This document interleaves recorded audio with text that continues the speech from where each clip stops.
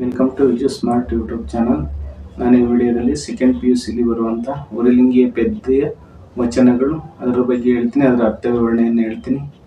ಅದಕ್ಕಿಂತ ಮುನ್ನ ನಮ್ಮ ಯೂಟ್ಯೂಬ್ ಚಾನಲ್ನ ಸಬ್ಸ್ಕ್ರೈಬ್ ಮಾಡಿಕೊಳ್ಳಿ. ಎಲ್ಲ ಸೆಕೆಂಡ್ ಇಯರ್ PUC ಓದುತ್ತಿರುವಂಥ ಕನ್ನಡ ಭಾಷೆ ವಿದ್ಯಾರ್ಥಿಗಳಿಗೆ ಹಾರ್ದಿಕ ಸ್ವಾಗತ. ವಿಡಿಯೋನ ಸ್ಟಾರ್ಟ್ ಮಾಡ್ತೀನಿ. ಮೊದಲಿಗೆ ಈ ವಚನಕಾರರಾದ ಕವಿ ಪರಿಚಯ ಇದೆ, ಕವಿ ಪರಿಚಯ ಅಂತ ತಿಳ್ಕೊಳ್ಳೋಣ. ಉರಿಲಿಂಗಿ ಪೆದ್ದಿ ಪ್ರಿಯ ವಿಶ್ವೇಶ್ವರ ಎಂಬ ಅಂಕಿತದಲ್ಲಿ ಉರಿಲಿಂಗ ಪೆದ್ದಿಯು 366 ವಚನಗಳು ಇದುವರೆಗೂ ದೊರೆತಿವೆ. ಈತ ಗೋದಾವರಿ ತೀರದ ಹಳ್ಳಿಯೊಂದರಲ್ಲಿ ವಾಸವಾಗಿದ್ದ. ತಂದೆ ತಾಯಿಗಳು ಇವನಿಗೆ ಪೆದ್ದಣ್ಣ ಎಂಬ ಹೆಸರಿಟ್ಟರು. ಕಳ್ಳತನ ಮಾಡಿಕೊಂಡು ಜೀವಿಸುತ್ತಿದ್ದ ಈತ ಒಮ್ಮೆ ಉರಿಲಿಂಗಿ ದೇವರ ಮನೆಗೆ ಕನ್ನ ಹಾಕಿದ. ಆಗ ಉರಿಲಿಂಗಿ ದೇವರು ನಂದವಾಡ ಗ್ರಾಮದ ಸೂರಯ್ಯನಿಗೆ ದೀಕ್ಷೆ ನೀಡುತ್ತಿದ್ದರು. ಇದನ್ನು ಕಂಡು ಮನಪರಿವರ್ತನೆ ಹೊಂದಿದ ಪೆದ್ದಣ್ಣ ದಿನವೂ ಉರಿಲಿಂಗಿ ಪೆದ್ದಿಗಳ ಮಠಕ್ಕೆ 1 ಸೌದೆ ತಂದು ಹಾಕ್ತಿದ್ದ. ಕೊನೆಗೊಂದು ದಿನ ಗುರುವನ್ನು ಕಾಡಿಬೇಡಿ ದೀಕ್ಷೆಯನ್ನು ಪಡೆದು ಉರಿಲಿಂಗಿ ಪೆದ್ದಿ ಎಂಬ ಹೆಸರನ್ನು ಧರಿಸಿ ಗುರುವಿಗೆ ತಕ್ಕ ಶಿಷ್ಯನಾದನು. ಗುರುವಿನ ನಂತರ ಸಕಲ ಶಾಸ್ತ್ರ ಪಾರಂಗತನಾಗಿ ತಾನೇ ಆ ಪೀಠಕ್ಕೆ ಒಡೆಯನಾದ ಮಹಾನುಭವಿ ಈತ. ನೋಡಿ, ಇದರ ಆಶಯ ಚಿಂತೆ ಇಲ್ಲದ ಅತಿ ಶ್ರೇಷ್ಠವಾದ ಮನಸ್ಥಿತಿಯನ್ನು ಶಿವ ಧ್ಯಾನದಿಂದ ಸಾಧಿಸಬಹುದೆಂಬುದನ್ನು ಮಂಗಳಕರವಾದ ಅಂಗದ ಒಂದು ಸಾಂಗತ್ಯವುಳ್ಳವನೆಂದು ಬೇರೆಯವರ ಬಗ್ಗೆ ಚಿಂತಿಸನೆಂಬುದನ್ನು ಗುರುವಿನ ನಡತೆಯ ಘನತೆಯುಳ್ಳದ್ದ ಆಗಿರಬೇಕೆಂಬುದನ್ನು ಉರಿಲಿಂಗಿ ಪೆದ್ದಿ ವಚನಗಳು ನಿರೂಪಿಸುತ್ತದೆ. ತನ್ನ ವಿಚಾರಗಳನ್ನು ಮಂಡಿಸುವಾಗ ಬಳಸುವ ಹೋಲಿಕೆಗಳ ಔಚಿತ್ಯವನ್ನು ವಚನ ಬಂಧುರದಲ್ಲಿ ಹಿಡಿದಿಡುವ ಕುಶಲತೆ ಕಲೆಗಾರಿಕೆಗಳಿಂದಾಗಿ ಈ ವಚನಗಳು ಗಮನಾರ್ಹವೆನಿಸಿವೆ. ನೋಡಿ, ಈಗ ಬನ್ನಿ ವಚನದ ಸಾರಾಂಶ ಮತ್ತು ವಿಮರ್ಶೆ ಅಂತ ತಿಳ್ಕೊಳ್ಳೋಣ.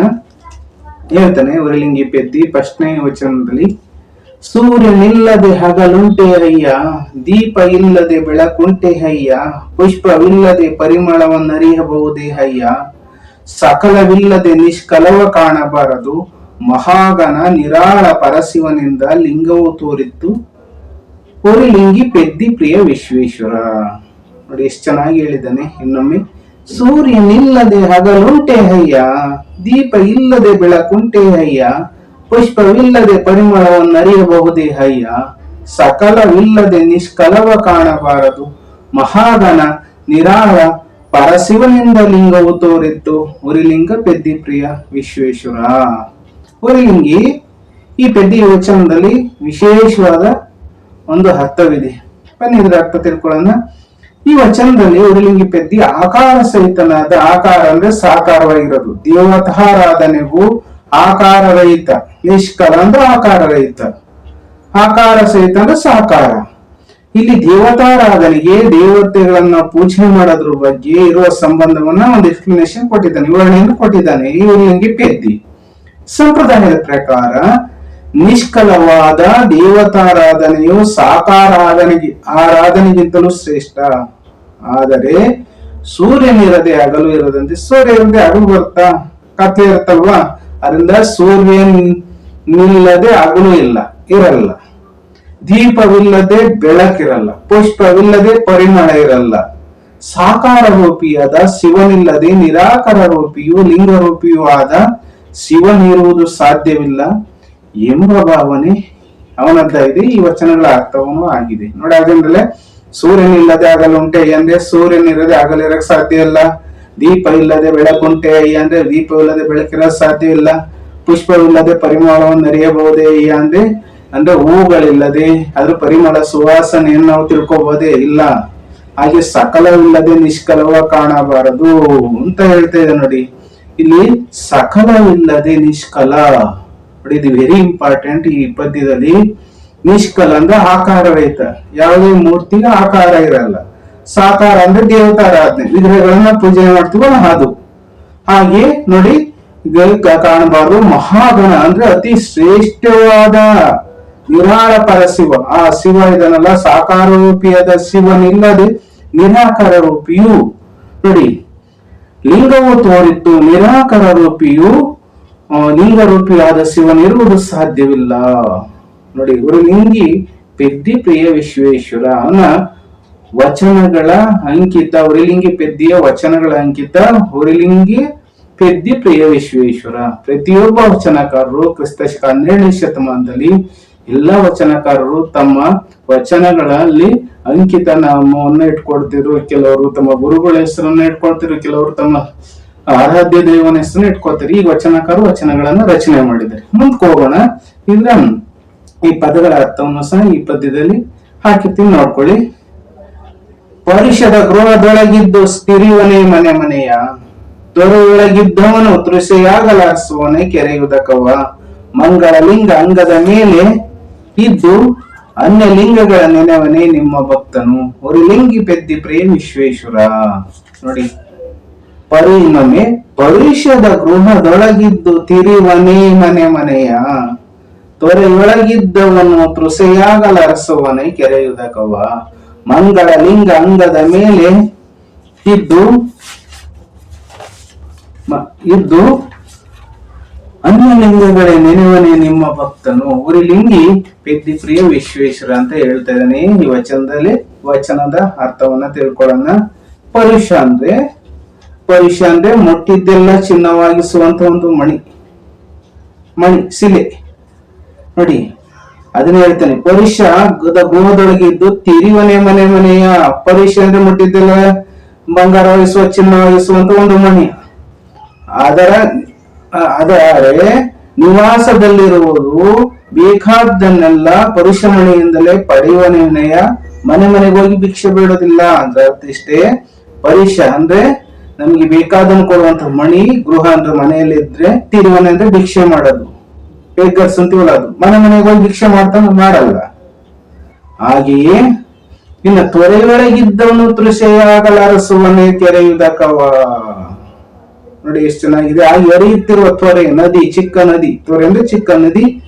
ಈ ಬಾಯಾರ್ದಾಗ ತೊರೆ ನೀರನ್ನ ಸೇವಿಸ್ತಾನಲ್ಲದೆ ನೀರಿಗೆ ಮತ್ತೊಂದು ಕೆರೆ ನೀರನ್ನು, ಉದಕ ಅಂದ್ರೆ ನೀರು, ವಾಟರ್, ಜಲ, ಸಲಿಲ ಅಂತೀವಲ್ಲ, ಅದನ್ನು ಹುಡುಕಲು ಹೋಗೋದಿಲ್ಲ ಅಂತ ಅರ್ಥ. ಮಂಗಳ ಲಿಂಗ ಅಂಗದ ಮೇಲೆ ಇದ್ದು, ನೋಡಿ ಇಲ್ಲಿ ಹೇಳ್ತಾನೆ, ಹಾಗೆ ಶುಭಕರವಾದ, ಮಂಗಳ ಅಂದ್ರೆ ಶುಭಕರವಾದ ಶಿವಲಿಂಗವನ್ನು ಮೈಮೇಲೆ ಧರಿಸಿರುವನು ಬೇರೆ ಲಿಂಗವನ್ನು ನೆನೆಯುವುದಿಲ್ಲ. ಮಂಗಳ ಲಿಂಗ ಅಂಗದ ಮೇಲೆ ಇದ್ದು ಅನ್ಯ ಲಿಂಗಗಳ ನೆನೆಯವನೇ ನಿಮ್ಮ ಭಕ್ತರು.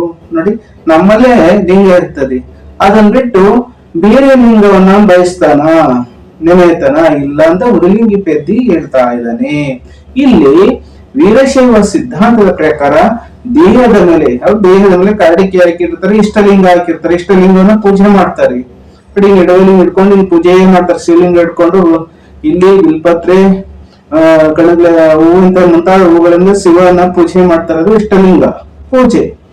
ಈ ದೇವಾಲಯಗಳಲ್ಲಿ, ಪುಣ್ಯ ಸ್ಥಳಗಳಲ್ಲಿ ಇರುವ ಇತರೆ ಶಿವಲಿಂಗಗಳಿಗಿಂತ ಬಹಳ ಶ್ರೇಷ್ಠ. ತನ್ನ ಅಂಗದ ಮೇಲೆ ಲಿಂಗ ಸ್ವಾಯಿತ್ಯವಾದ ಮೇಲೆ ಇದ್ರೆ ಬೇರೆ ಲಿಂಗವನ್ನ ವೀರಶೈವ ಸಿದ್ಧಾಂತ ಪ್ರಕಾರ ಅಷ್ಟು ಇಷ್ಟಪಡಲ್ಲ. ಅಲ್ಲಿ ಇಷ್ಟಲಿಂಗಕ್ಕೆ, ಇಷ್ಟ ದೈವ ಆರಾಧನೆಗೆ, ಶಿವನಿಗೆ ಬಹಳ ಪ್ರಾಮುಖ್ಯತೆ ಇರ್ತದೆ. ಹಾಗೆ ಈ ಹಿನ್ನೆಲೆಯಲ್ಲಿ ಪ್ರಸ್ತುತ ಈ ಉರಿಲಿಂಗಿ ಪೆದ್ದಿ ವಚನ ರಚನೆಯಾಗಿದೆ. ಮುಂದಕ್ಕೆ ಹೋಗೋಣ. ವಚನ ಅರ್ಥವಾಗಿದೆ ನಾನು ಭಾವಿಸ್ಕೋತೀನಿ. ಲಘು ಗುರು ಒಪ್ಪನೆ, ಗುರು ಲಘು ಒಪ್ಪನೆ ಆಗದಾಗದು. ಗುರು ಗುರುವೇ ಲಘು ಲಘುವೇ, ಶ್ರೀ ಗುರು ಲಘು ವರ್ತನದಲ್ಲಿ ವರ್ತಿಸಿದಡೆ ಆಗದು ಆಚಾರ. ಶ್ರೀ ಗುರು ಲಿಂಗ ಜಂಗಮ ಪ್ರಸಾದವನ್ನು ತಾನೇ ಲಘು ಮಾಡಿ ಲಘುವಾದನಯ್ಯ ಉರಿಲಿಂಗಿ ಪೆದ್ದಿ ಪ್ರಿಯ ವಿಶ್ವೇಶ್ವರ. ಎಷ್ಟು ಚೆನ್ನಾಗಿ ಹೇಳಿದೆ ನೋಡಿ. ಲಘು ಗುರು ಅಪ್ಪನೆ, ಗುರು ಲಘು ಅಪ್ಪನೆ ಆಗದಾಗದು. ಗುರು ಗುರುವೇ ಲಘು ಲಘುವೇ, ಶ್ರೀ ಗುರು ಲಘು ವರ್ತನದಲ್ಲಿ ವರ್ತಿಸಿದೊಡೆ ಆಗದು ಆಚಾರ. ಶ್ರೀ ಗುರು ಲಿಂಗ ಜಂಗಮ ಪ್ರಸಾದವನ್ನು ತಾನೇ ಲಘು ಮಾಡಿ ಲಘುವಾದನಯ್ಯ ಉರಿಲಿಂಗ ಪೆದ್ದಿ ಪ್ರಿಯ ವಿಶ್ವೇಶ್ವರ. ಇಲ್ಲಿ ಈ ವಚನದಲ್ಲಿ ಉರಿಲಿಂಗಿ ಪೆದ್ದಿ ಹೇಳ್ತಾನೆ, ಗುರುವಿನ ಘನತೆಯನ್ನು ಸಾರ ವಚನ ಇದೆ ಇದು. ಲಘು ಎಂಬುದಕ್ಕೆ ಚಿಕ್ಕದು, ಹಗುರ, ಸ್ಮಾಲ್ ಅಂತೀವಲ್ಲ, ಅದು ಅರ್ಥ ಇದೆ. ಅಂತೆ ಗುರು ಎಂಬುದು ದೊಡ್ಡದು, ಇರುದು ಎಂಬ ಅರ್ಥವಿದೆ. ವ್ಯಾಕರಣದಲ್ಲಿ ಲಘು ಗುರು ಅಂತಲೂ ಬರ್ತದೆ. ಇಲ್ಲಿ ಸಾಹಿತ್ಯದಲ್ಲಿ ಲಘು ಅಂದ್ರೆ ಚಿಕ್ಕದು, ಗುರು ಅಂದ್ರೆ ದೊಡ್ಡದು. ಇಲ್ಲಿ ವರ್ತನೆಯಲ್ಲಿ ಹಗುರವಾಗಿ ನಡೆದುಕೊಳ್ಳುವನು, ಅವನ ಬಿಹೇವಿಯರ್ಸ್, ನಡತೆಯಲ್ಲಿ ಹಗುರವಾಗಿ ನಡೆದುಕೊಳ್ಳನು, ಗಂಭೀರವಾಗಿ ಘನತೆಯಿಂದ ನಡೆದುಕೊಳ್ಳುವುದು ಮುಂತಾದ ಬಗೆಗಳಿವೆ. ಒಂದು ಲಘುವಾಗಿ ನಡ್ಕೊಳೋದು, ಹಗುರವಾಗಿ ನಡ್ಕೊಳೋದು, ಇನ್ನೊಂದು ದೊಡ್ಡದಾಗಿ ಗಾಂಭೀರ್ಯದಿಂದ ನಡ್ಕೊಳೋದು. ಇವು ಎರಡು ವರ್ತನೆಗಳಿದ್ದಾವೆ. ಇಲ್ಲಿ ಆದ್ರಿಂದ ಉರಿಲಿಂಗಿ ಪೆದ್ದಿ ಹೇಳ್ತಾ ಇದ್ದಾನೆ, ಲಘು ಗುರುವಿನ ವರ್ತನೆ ತೋರನು. ಲಘು ಅಂದ್ರೆ ಚಿಕ್ಕವನು, ಗುರು ಅಂದ್ರೆ ದೊಡ್ಡನು. ಆ ಗುರುವಿನ ಅರ್ಥವನ್ನ ವರ್ತನೆಯನ್ನ ತೋರಿಸುವುದಿಲ್ಲ. ಗುರುವಾದವನು ಲಘುವಾಗಿ ವರ್ತಿಸಬಾರದೆಂದಿದ್ದಾನೆ. ಚಿಕ್ಕದಾಗಿ ಗುರುವನನ್ನು ಚಿಕ್ಕದಾಗಿ ವರ್ತಿಸಬಾರದು ಅಂತ ಹೇಳ್ತಾ ಇದ್ದಾನೆ.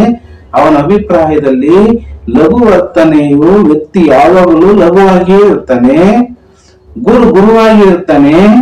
ಒಬ್ಬ ಶ್ರೇಷ್ಠ ಗುರು ಲಿಂಗ ಜಂಗಮ ತ್ರಿವಿಧವನ್ನು ಲಘುವಾಗಿ ಕಂಡವನು ತಾನೇ ಲಘುವಾಗ್ತಾನೆ. ಆದ್ರಿಂದ ತ್ರಿವಿಧ ದೊಡ್ಡವೆಂದು ಭಾವಿಸಿ ಪಾಲಿಸಬೇಕೆಂದು ಉರಿಲಿಂಗಿ ಪೆದ್ದಿ ವಚನದಲ್ಲಿ ಹೇಳ್ತಾ ಇದ್ದಾನೆ. ನೋಡಿ, ಎಷ್ಟು ಗುರುವಿನ ಮಹಿಮೆ, ಗುರುವಿನ ಮಹತ್ವ ಎಷ್ಟು ಮುಖ್ಯ ಅನ್ನೋದನ್ನ ಉರಿಲಿಂಗಿ ಪೆದ್ದಿ ವಚನದಲ್ಲಿ ಹೇಳ್ತಾ ಇದ್ದಾನೆ. ಆದ್ರಿಂದ ಗುರುವಾದವರು ಚಿಕ್ಕದಾಗಿ ಲಘುವಾಗಿ ವರ್ತಿಸಬಾರದು. ಲಘುವಾಗಿ ವರ್ತಿಸಿರೋಂಗೇನು ಆಗಲ್ಲ. ಗುರುವಾದವರು ಚಿಕ್ಕದಾಗಿ ತನ್ನ ವರ್ತನೆಯನ್ನ ಮಾಡಿದ್ರೆ ಸಮಾಜ ಬಹಳ ನಿಕೃಷ್ಟವಾಗಿ ಕಾಣುತ್ತೆ ಅನ್ನೋದು ಈ ವಚನದಲ್ಲಿ ನಾವು ನೋಡ್ಬೋದಾಗಿದೆ.